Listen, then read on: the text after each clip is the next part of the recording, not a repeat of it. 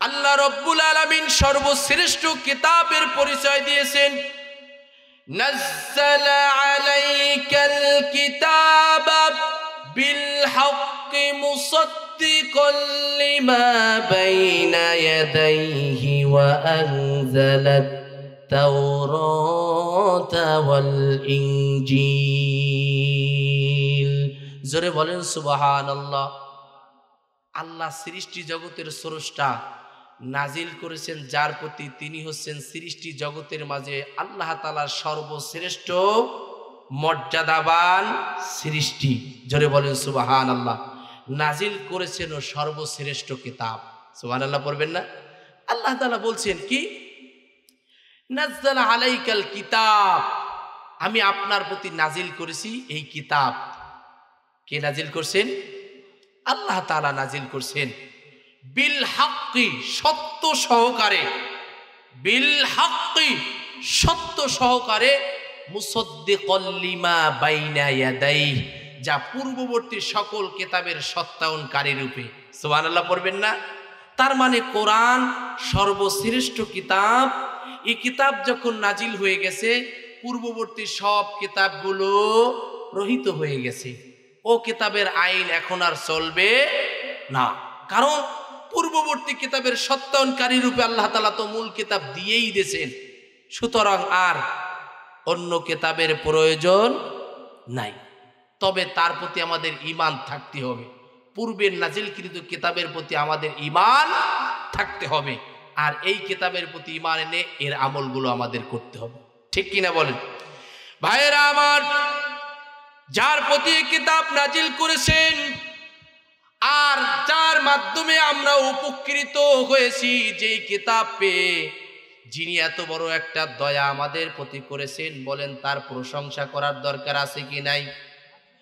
আমরা সকলে একটু সুরে সুরে আল্লাহ রব্বুল আলামিন যে করুণা আমাদের প্রতি করেছেন, যে কিতাব আমাদেরকে দিয়েছেন, এই করুণার প্রশংসায় আমরাও একটু সুরে সুরে আল্লাহ তাআলার প্রশংসা করে সবাই পড়েন, আলহামদুলিল্লাহিল্লাযী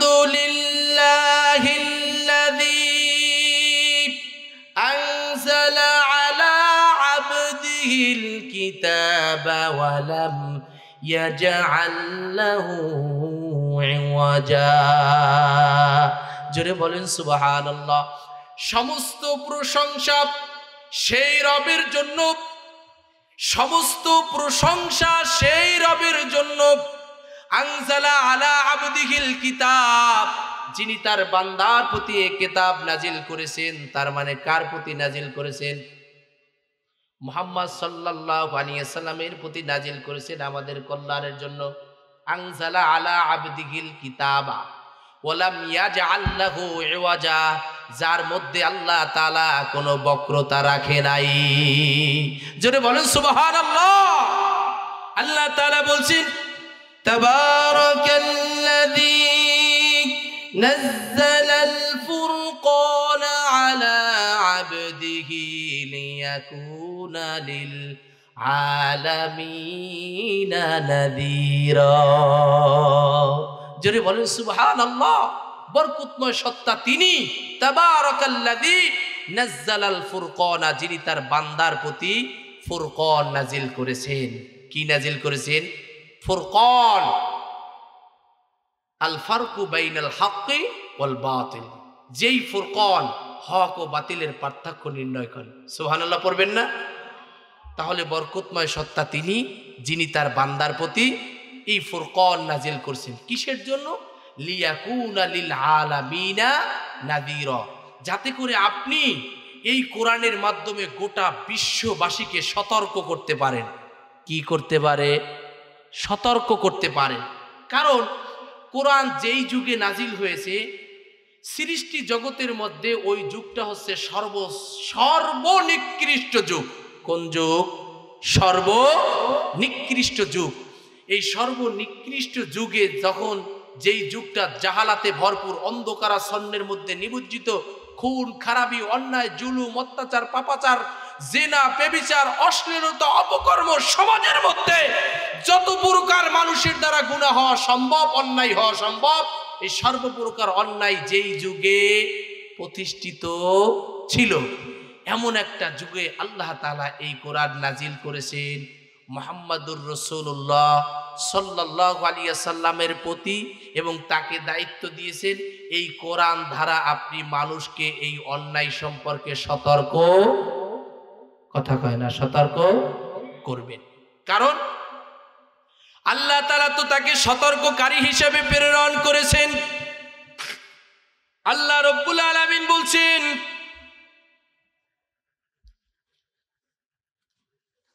প্রিয় ভাইরা আমার, আল্লাহ তাআলা নবী সম্পর্কে বলছেন, ইন্না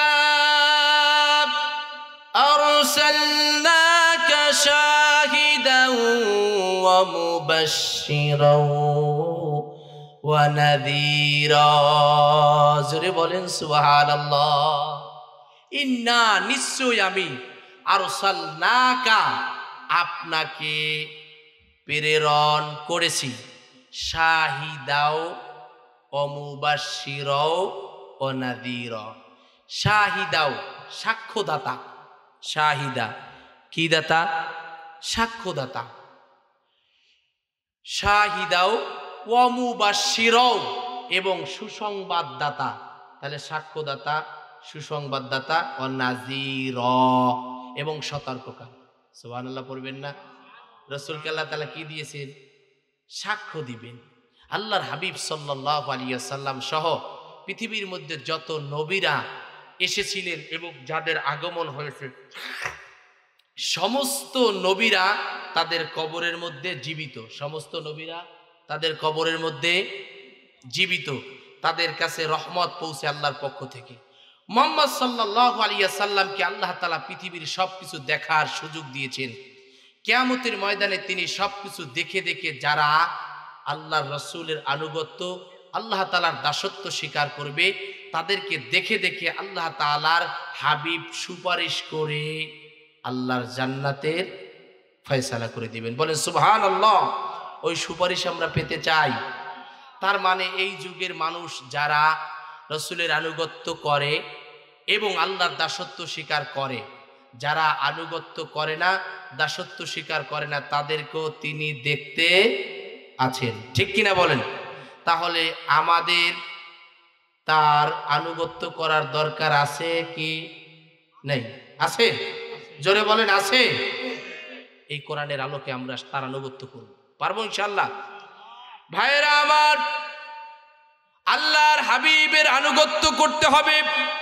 কারণ নবীজি সাল্লাল্লাহু আলাইহি ওয়াসাল্লামের আগমন হয়েছে পৃথিবীর মানুষের কল্যাণের জন্য।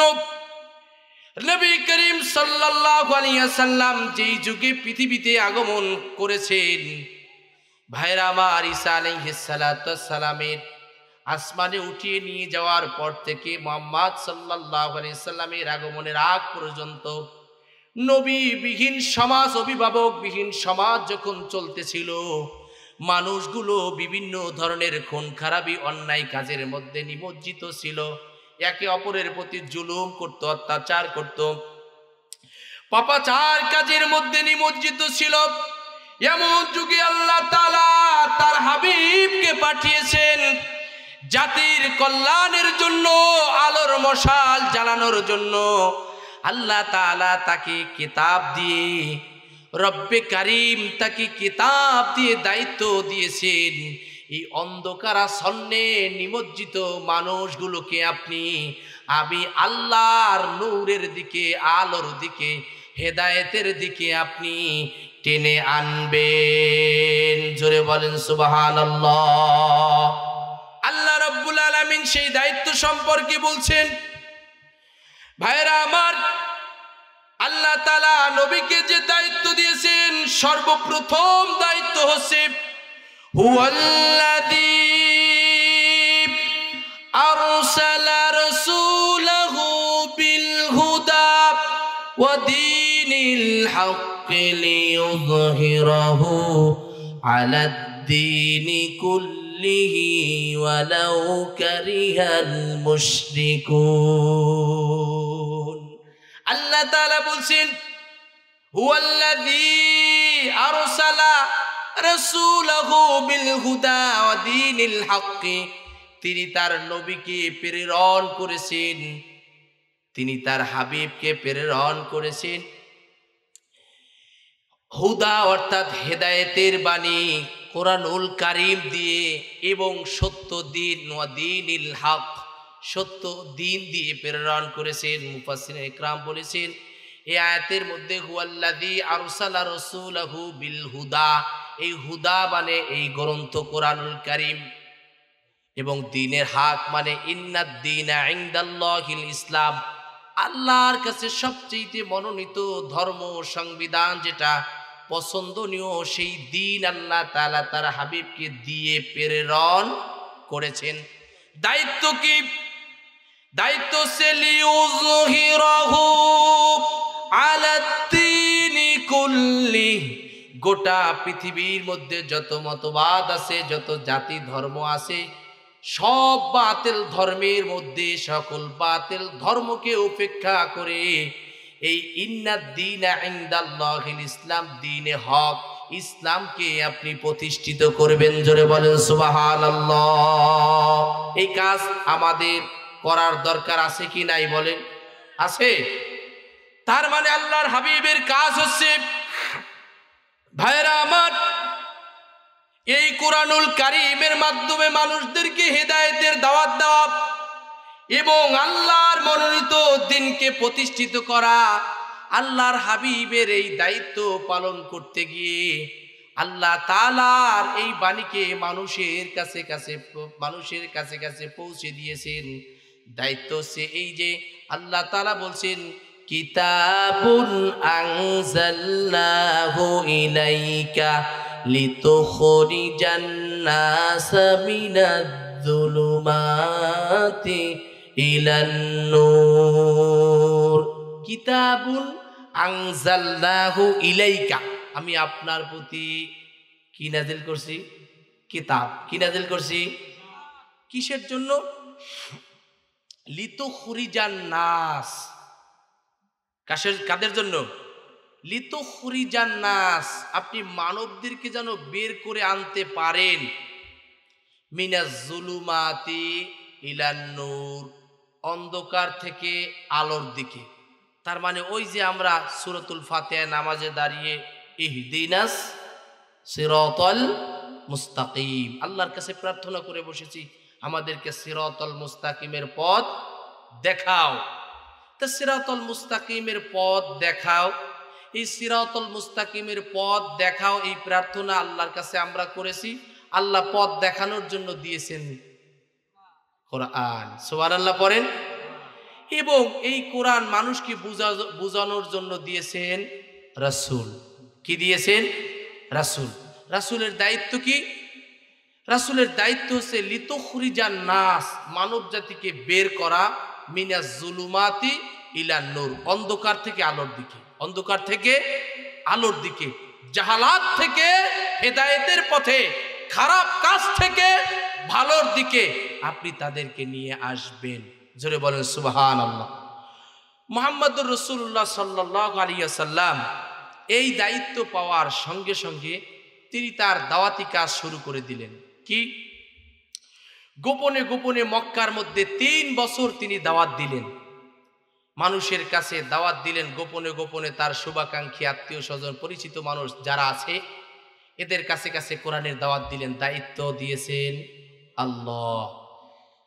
কিছু সংখ্যক লোক, স্বল্প সংখ্যক লোক রাসূলুল্লাহ সাল্লাল্লাহু আলাইহি সাল্লামের প্রতি ঈমান আনছে। একটা পর্যায়ে এই দাওয়াতি কাজ প্রকাশ হয়ে গেছে, গোপন আর থাকে নাই। তার কারণ শত্রুপক্ষ সব সময়ের জন্য ওত পেতে থাকে, ঠিক কিনা বলেন? মুহাম্মদুর রাসূলুল্লাহ সাল্লাল্লাহু আলাইহি ওয়াসাল্লাম মানুষদেরকে যখন গোপনে গোপনে দাওয়াত দিলেন, এটা প্রকাশ যখন হয়ে গেছে, আল্লাহ তাআলা তার হাবিবের প্রতি ওহী নাযিল করছেন 3 বছর পরে। কি? ওয়া আনদির আশিরাতাকাল আকরাবিন, হে রাসূল আপনি আপনার নিকটতম লোকদেরকে আমি আল্লাহ সম্পর্কে ভীতি প্রদর্শন করুন, ভয় দেখান।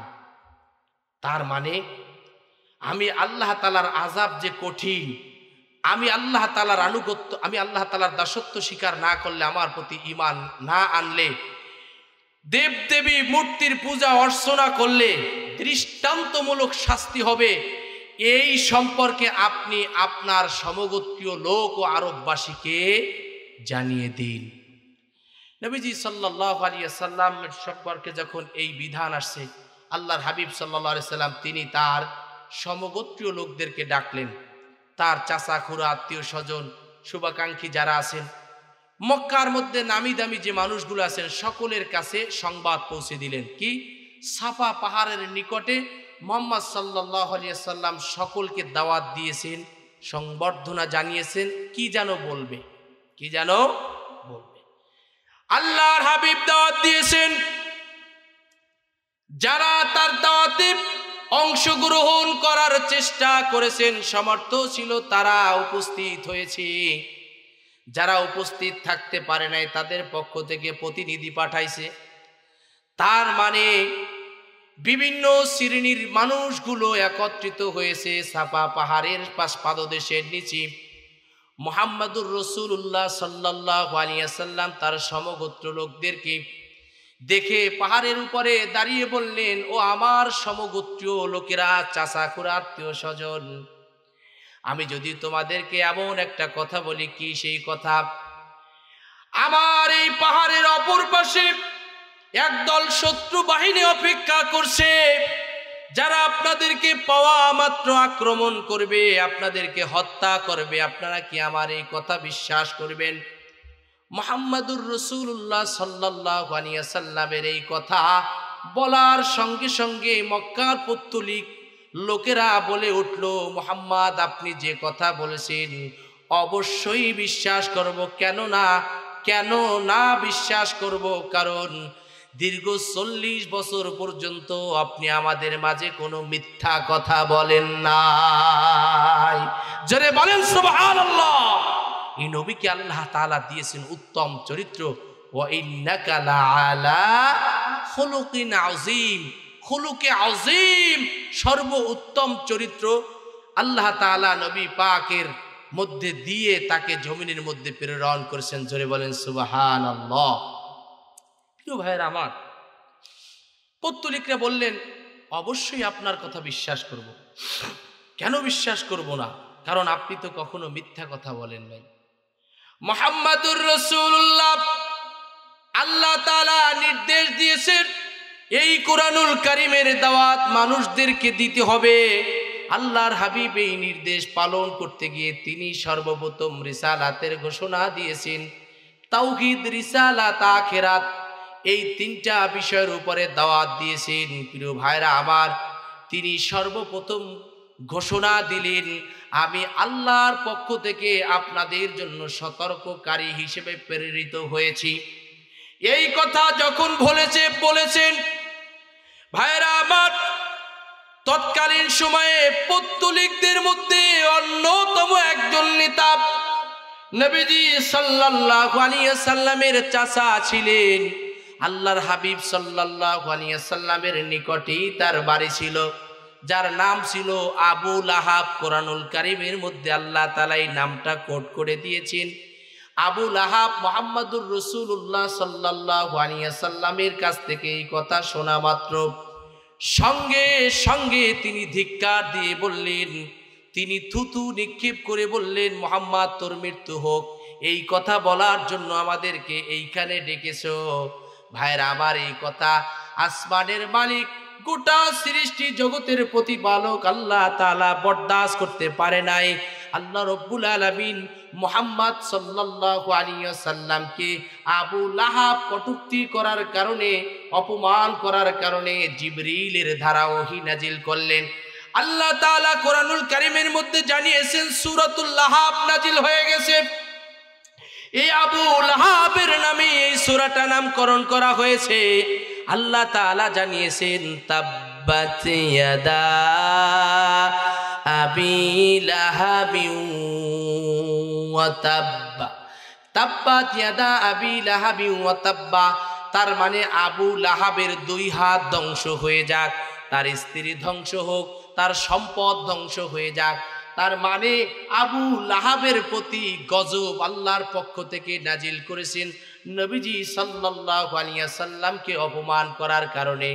সেই থেকে এই পর্যন্ত প্রায় 1450 বছর চলে আসছে, আজও পর্যন্ত, এমনকি কিয়ামত পর্যন্ত মানুষগুলো নামাজের মধ্যে দাঁড়িয়ে দাঁড়িয়ে মুমিন মুসলমানগণ নামাজের মধ্যে সূরাতুল লাহাব তেলাওয়াত করে আবু লাহাবের জন্য গজবের দোয়া করতেই থাকবে। ঠিক কিনা বলে? যারা কোরআনুল কারীমের বিরুদ্ধে অবস্থান নিয়েছে, রাসূলুল্লাহ সাল্লাল্লাহু আলাইহি সাল্লামের বিরুদ্ধে কাজ করেছে, তাদের প্রতি লানত, গজব। ঠিক কিনা বলেন?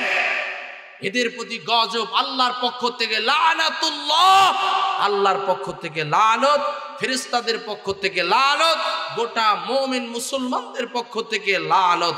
ঠিক কিনা বলেন? প্রিয় ভাইরা আমার,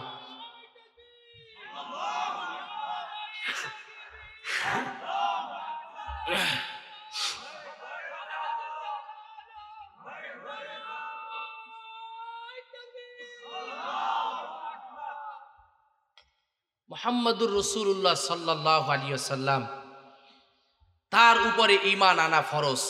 ঠিক কিনা বলেন? পৃথিবীর মধ্যে এমনই একজন ব্যক্তি যার জীবনী গবেষণা করা ফরজ। সুবহানাল্লাহ পড়েন। দুঃখজনক বিষয় হচ্ছে আমার দেশে বিভিন্ন শ্রেণীর মানুষের জীবনী গবেষণা হয়, শিক্ষাঙ্গনে পড়ানো হয়, কিন্তু মাদ্রাসা এবং বর্তমান সিলেবাস অনুযায়ী মাদ্রাসা, আলিয়া মাদ্রাসা এবং স্কুল কলেজের মধ্যে শুরু থেকে শিশু ওয়ান থেকে মাস্টার্স পর্যন্ত রাসূলুল্লাহ সাল্লাল্লাহু আলাইহি সাল্লামের পূর্ণাঙ্গ একটা জীবনী সিলেবাসের মধ্যে নাই। ঠিক কিনা বলেন? বিভিন্ন মানুষের জীবনী সিলেবাসের মধ্যে পাওয়া যায়, রাসূলুল্লাহর জীবনী নাই। যার জীবনী গবেষণা করা মুসলমানদের জন্য ফরজ, যার জীবনীতে রয়েছে গোটা বিশ্ববাসী মানুষের জন্য উত্তম আদর্শ। জোরে বলেন সুবহানাল্লাহ। লাকাদ কানা লাকুম ফি রাসূলিল্লাহি উসওয়াতুন হাসানাহ। গোটা বিশ্ববাসীর জন্য যার আদর্শের মধ্যে, যার জীবনীর মধ্যে রয়েছে উত্তম আদর্শ, উত্তম পথ, উত্তম ফয়সালা, সেই নবীর জীবনী আলোচনা আমাদের শিক্ষাঙ্গনের সিলেবাসে পূর্ণাঙ্গভাবে দেখা যায় না। তবে এখন আশা করা যায় আমাদের সন্তান, ভবিষ্যৎ সিলেবাস পরিবর্তন হলে আমাদের সন্তানেরা তারা রাসূলুল্লাহ সাল্লাল্লাহু আলাইহি সাল্লামের জীবনী নিয়ে গবেষণা করতে পারবে। এটা আমরা চাই। আল্লাহ যেন কবুল করেন, বলেন আমিন। সম্মানিত ভাইয়েরা আমার, যেই কথা জানতেছিলাম, কোরআনের প্রতি যেমন ঈমান আনা ফরজ, রাসূলের প্রতি ঈমান আনাও ফরজ, রাসূলের জীবনী গবেষণা করাও ফরজ। রাসূলুল্লাহ সাল্লাল্লাহু আলাইহি ওয়াসাল্লামকে যদি কোনো ব্যক্তি কটূক্তি করে, রাসূলুল্লাহ সাল্লাল্লাহু আলাইহি ওয়াসাল্লামকে নিয়ে যদি কোনো অপপ্রচার চালায়, এমন ব্যক্তিকে সাধারণ বিচার করা যাবে না। এমন ব্যক্তির জন্য ওই অপবাদদাতা, ওই রাসূলুল্লাহ সাল্লাল্লাহু আলাইহি ওয়াসাল্লামকে নিয়ে কটূক্তিকারীর শাস্তির বিধান হচ্ছে তাকে হত্যা করা। ঠিক কিনা বলেন? বিগত 16 বছরের রাষ্ট্রীয় ব্যবস্থার মধ্য থেকে আমরা দেখেছি, যারা রাসূলুল্লাহ সাল্লাল্লাহু আলাইহি ওয়াসাল্লামকে নিয়ে কটূক্তি করেছে, তাদের সম্পর্কে প্রতিবাদ যারা করেছে মুমিন মুসলমানরা, এই প্রতিবাদ করাটাও একটা অপরাধ ছিল। কথা কয় না? এই প্রতিবাদ করাটাও একটা অপরাধ ছিল, যার কারণে যারা মিছিলে অংশগ্রহণ করছে, সমাবেশ করছে, এদেরকে গ্রেফতার করে বন্দিশালার মধ্যে আবদ্ধ করা হয়েছে। ঠিক কিনা বলেন? এটা আমরা দেখি নাই? অবশ্যই দেখেছি। প্রিয় ভাইরা আমার, তাহলে এই যারা এদেরকে বন্দি করেছেন, এরাও তো পরিস্থিতির দিক থেকে মুসলমান। ঠিক কিনা বলেন? পরিস্থিতি মুসলমান হলেও কাজ যদি হয় মুসলমানদের বিরুদ্ধে, আসলে মুসলমান না, ও মুনাফিক। ও কি? মুনাফিক। প্রিয় ভাইরা আমার, আমাদের রাসূলুল্লাহ সাল্লাল্লাহু আলাইহি ওয়াসাল্লামকে কতটুকুন মানতে হবে? আল্লাহর হাবিব সাল্লাল্লাহু আলাইহি ওয়াসাল্লাম এই সম্পর্কে একটা কষ্টি পাথর দিয়েছেন। কি? আল্লাহর হাবিব বলছেন, লা ইউমিনু আহাদুকুম হাত্তা আকুনা হাব্বা ইলাইহি মি ওয়ালিদিহি ওয়া ওয়ালাদিহি ওয়ান নাসি আজমাইন। তোমরা ততক্ষণ পর্যন্ত প্রকৃত ঈমানদার হতে পারবে, কথা কয় না, তোমরা ততক্ষণ পর্যন্ত প্রকৃত ঈমানদার হতে পারবে। আপনারা কি আমার কথা বুঝতেছেন? রাসূল বলছেন তোমরা ততক্ষণ পর্যন্ত প্রকৃত ঈমানদার হতে পারবে না যতক্ষণ পর্যন্ত মিওয়ালিদিহি ওয়াওয়ালাদিহি ওয়ান নাসি আজমাইন, তোমাদের পিতামাতা, ছেলে মেয়ে, আত্মীয় স্বজন, শুভাকাঙ্ক্ষী, গোটা পৃথিবীর ওয়ান নাসি আজমাইন, সকল মানুষ অপেক্ষা রাসূলকে ভালো না বাসতে পারবে। বুঝতে পারছেন? তার মানে রাসূলের প্রতি ঈমান বাধা হবে না মায়ের ভালোবাসায়, রাসূলের প্রতি ঈমান বাধা হবে না বাবার ভালোবাসায়, রাসূলের প্রতি ঈমান বাধা হবে না স্ত্রীর ভালোবাসায়, রাসূলের প্রতি ঈমান বাধা হবে না ব্যবসায়ী পার্টনারের ভালোবাসায়, রাসূলের প্রতি ঈমান বাধা হবে না বন্ধুর ভালোবাসায়, রাসূলের প্রতি ঈমান বাধা হবে না শুভাকাঙ্ক্ষীদের ভালোবাসায়। সব কিছুকে উপেক্ষা করে রাসূলকে সবচেয়ে বেশি ভালোবাসতে হবে। জোরে বলেন সুবহানাল্লাহ। উদাহরণস্বরূপ আমরা যদি এখানে আমরা জানারাই আছি, আমরা আমাদের পরিবারে যারা বিবাহিত, আমরা আমাদের স্ত্রীদেরকে তো ভালোবাসি, ঠিক কিনা বলেন? কথা কয় না, না ভালোবাসি না? এটা তো বৈধ সম্পর্ক, ঠিক কিনা বলেন? কারো ঘরের স্ত্রী যদি চেহারা একটু সুন্দর হয়, কি হয়? সুন্দর হয়। সুন্দর যারা, এদের আবার একটু দাবি বেশি, বিভিন্ন ধরনের বাহানা করে। মহিলাদের বাহানার তো কোনো শেষ নেই, ঠিক কিনা বলেন? ধরেন আপনার ঘরের স্ত্রী খুব সুন্দরী, এখন আপনি ঘরে ঢুকেছেন, আপনার স্ত্রী বলেছে দেখো আমি একটা সুন্দরী নারী, তোমার ঘর সংসার করি, আমি ব্যতীত আমার কোনো কমতি নাই, আমার শরীরের সৌন্দর্যের কোনো কমতি নাই, আমি ব্যতীত তুমি কোনো নারীর দিকে নজর দিতে পারবে? কথা বুঝলেন আপনারা? আমি ব্যতীত অন্য কোনো নারীর দিকে নজর দিতে পারবে না, এক। দুই নম্বর হচ্ছে আমি যা চাইবো হবে, যদি না দাও তাহলে আমি তোমার সংসারও করব না, তোমাকে ভালোবাসবো না, সংসার থাকলো আমি ভাগলাম। কিছু বুঝতেছেন আপনারা? তার মানে এখন যদি সংসার টিকিয়ে রাখতে হয় আর ওই স্ত্রীকে যদি ভালোবাসতে হয়, তার দ্বারা সংসার যদি করাইতে হয়, তাহলে স্ত্রীর কথা শুনতে হবে। কি বলেন? কথা কি? দাবি কি? দাবি হচ্ছে আমি ব্যতীত অন্য কোনো নারীর দিকে তাকানো যাবে না। দুই নম্বর হচ্ছে আমি যা চাবো সেটা পরিশোধ করতে হবে। এখন আপনি যদি করেন, হ্যাঁ দত্তুরি, হ্যাঁ রে, খালি তোমার দিকে তাকাই থাকবো আর দুনিয়ার কোনো মানুষের দিকে তাকাইতে পারবো না, কি মানা যায়? আবার যদি বলেন হ্যাঁ তুমি যা চাবো তাই আনি দিতে হবে, এ হবে না। তার দাবি, সে তো দাবি করে বসেছে তোমার সংসার আমি করব, ভালোবাসা টিকবে, কথা কয় না, টিকবে না? টিকবে না। তাহলে টিকাই রাখতে হলে কি করতে হবে? তার আবদার মানতে হবে, তাহলে আপনি তার প্রতি পূর্ণাঙ্গ ভালোবাসা রাখতে পারবেন। রাসূলুল্লাহ সাল্লাল্লাহু আলাইহি সাল্লামের প্রতি ভালোবাসার মানে হচ্ছে এই যে আল্লাহর হাবিব সাল্লাল্লাহু আলাইহি সাল্লামের প্রতি ভালোবাসি, তাকে ভালোবাসি মানে তার প্রতি ঈমান এনেছি, তার শরীয়তকে আমি মেনে নিয়েছি। এই শরীয়তের বিধান হচ্ছে এই যে রাসূল যেটা নিষেধ, কেন 10টা পর্যন্ত? কে বলছে? তাকে বলবেন 10টা পর্যন্ত। রাসূলুল্লাহ সাল্লাল্লাহু আলাইহি ওয়াসাল্লাম তাকে ভালোবাসার মানে হচ্ছে, রাসূলুল্লাহ সাল্লাল্লাহু আলাইহি সাল্লামকে ভালোবাসার মানে হচ্ছে তার শরীয়তের যে বিধিবিধানগুলো আছে সেগুলো মেনে নিতে হবে। কি করতে হবে? এটা মানতে হবে, এবং তিনি তার শরীয়ত অনুযায়ী যেটাকে নিষেধ করেছেন সেটাকে বাদ দিয়ে দিতে হবে। এটা হচ্ছে রাসূলুল্লাহ সাল্লাল্লাহু আলাইহি সাল্লামের প্রতি ভালোবাসা। যদি সেই ভালোবাসা আমরা অর্জন করতে পারি তাহলে আমরা প্রকৃতপক্ষে একজন রাসূলের প্রতি ঈমান আনলেওয়ালা মুমিন, ঠিক কিনা বলেন? আর যারা এমনভাবে রাসূলুল্লাহ সাল্লাল্লাহু আলাইহি সাল্লামকে ভালোবাসে, তারা রাসূলুল্লাহ সাল্লাল্লাহু আলাইহি সাল্লামের আদর্শ গ্রহণ করে নিয়েছে। আর রাসূলের আদর্শ হচ্ছে তিনি সকল বাতিল ধর্মের উপরে ইসলামকে প্রতিষ্ঠিত করা।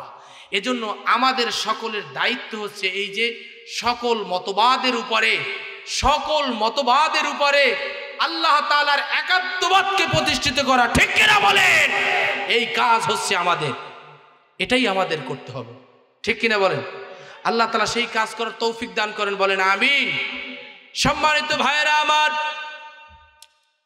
নবীজি সাল্লাল্লাহু আলাইহি ওয়াসাল্লামকে আল্লাহ তাআলা শ্রেষ্ঠ মানব বানিয়ে তার প্রতি গ্রন্থ নাজিল করে আমাদের প্রতি বড় করুণা করেছেন, দয়া করেছেন আল্লাহ তাআলা, যার কারণে আমরা আজকে সরল সঠিক পথ দেখার সৌভাগ্য লাভ করেছি, ঠিক কিনা বলেন?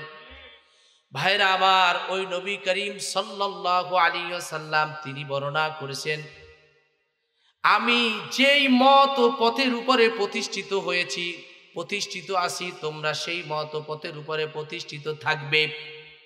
আর যারা আমি যেই মত ও পথের উপরে প্রতিষ্ঠিত আছি সেই মতের উপরে প্রতিষ্ঠিত পূর্ণাঙ্গভাবে থাকতে পারবে, তাহলে তোমাদেরকে আল্লাহ তাআলা মুত্তাকি বানাইয়া আল্লাহর জান্নাতের মেহমান বানায় দিবে। জোরে বলেন সুবহানাল্লাহ। আমরা রাসূলুল্লাহর শরীয়তে পরিপূর্ণভাবে প্রতিষ্ঠিত হতে চাই। এই শরীয়তের উপরে প্রতিষ্ঠিত হতে গিয়ে এক শ্রেণীর বাধা আমাদের উপরে আসে। সেই বাধা আসে শয়তানের পক্ষ থেকে প্রথমত। এই জন্য আল্লাহ তাআলা বলছেন, ইন্না শাইতানা লিল ইনসানি আদুউম মুবিন।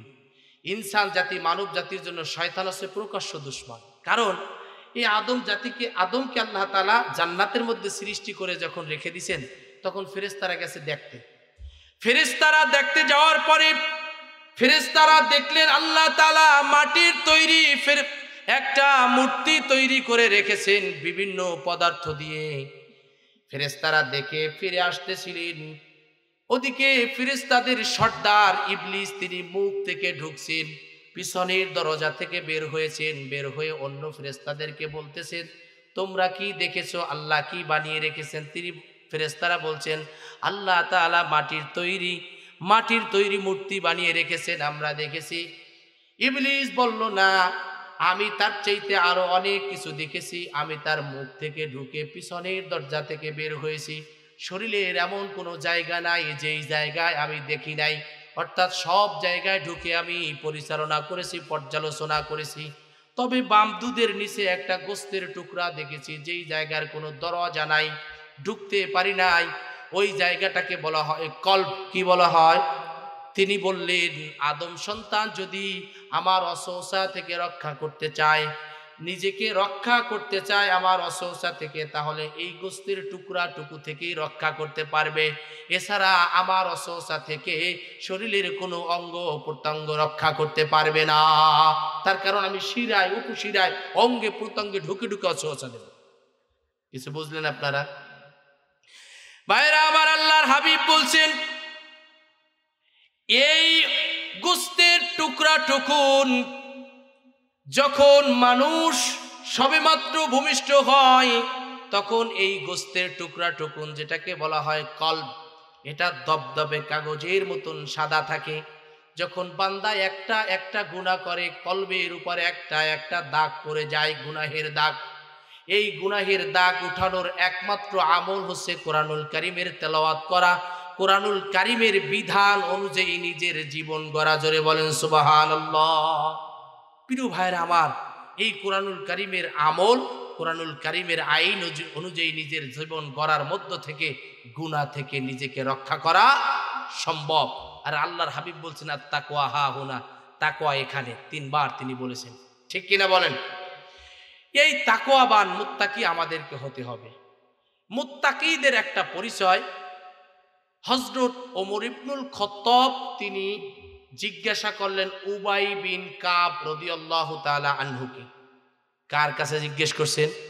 উবাই ইবনে কাব রাদিয়াল্লাহু তাআলা আনহুকে, যে আল্লাহ তাআলা কোরআনুল কারীমের মধ্যে তাকওয়ার কথা বলছেন, এর ব্যাখ্যা বিশ্লেষণ কি? উবাই ইবনে কাব বলেছেন, আমিরুল মুমিনিন, আপনি কি কোনো কাঁটাযুক্ত সরু জায়গা পথ অতিক্রম করেছেন? তিনি বললেন, হ্যাঁ, পথ অতিক্রম করেছি। কেমন করে তিনি পথ অতিক্রম করেছেন? আমিরুল মুমিনিন বললেন, পা ভাঁজ করে, যাতে করে কাঁটা যেন গায়ে বিঁধে না যায়। নিজেকে রক্ষা করতে গিয়ে সতর্কতার সাথে আমি সেই পথ অতিক্রম করেছি। উবাই ইবনে কাব রাদিয়াল্লাহু তাআলা আনহু বললেন, এটাই হচ্ছে তাকওয়া। তার মানে আল্লাহর হাবিব তার স্ত্রী আমাদের আম্মা জান আয়েশা রাদিয়াল্লাহু তাআলা আনহাকে বললেন, ইয়া আয়েশাতা ইয়াকি ওয়া মুহাক্কারাতিজ যুনুবি ফা ইন্না লাহা মিনাল্লাহি তালিবা। ও আয়েশা, কিয়ামতের ময়দানে ছোটখাটো গুনাহ সম্পর্ক জিজ্ঞাসাবাদ করা হবে, সুতরাং ছোটখাটো গুনাহ সম্পর্ক সাবধান। এই গোটা দুনিয়ার মধ্যে, এই গোটা দুনিয়া জুড়ে গুনাহ নামক কাঁটায় ভরপুর। এই গুনাহ থেকে নিজেকে যদি আত্মরক্ষা করতে পারি সতর্কতার সাথে, তাহলে আল্লাহ রব্বুল আলামিন গুনাহ মুক্ত জীবন গড়ে আল্লাহ তাআলা এই জীবনটাকে মুত্তাকি বানাইয়া আমাদেরকে যা বিনা হিসেবে জান্নাতের ফয়সালা করে দিবেন। জোরে বলেন সুবহানাল্লাহ। ওই তাকওয়া আমাদের অর্জন করা দরকার। এই তাকওয়াবান ব্যক্তিরা ছিল পৃথিবীর মধ্যে সর্বশ্রেষ্ঠ নবীগণ। সব নবীগণ যারা পৃথিবীর মধ্যে সর্বশ্রেষ্ঠ মানবগণ, এদের দ্বারা শিক্ষা নিয়েছেন সাহাবা আজমাইনগণ। এই সাহাবা আজমাইনদের মধ্য থেকে অন্যতম একজন সাহাবী, যার নাম হচ্ছে সালমান ফার্সি। কত বড় মুত্তাকি মানুষ ছিল, আমরা তার জীবনী থেকে জানবো ইনশাআল্লাহ।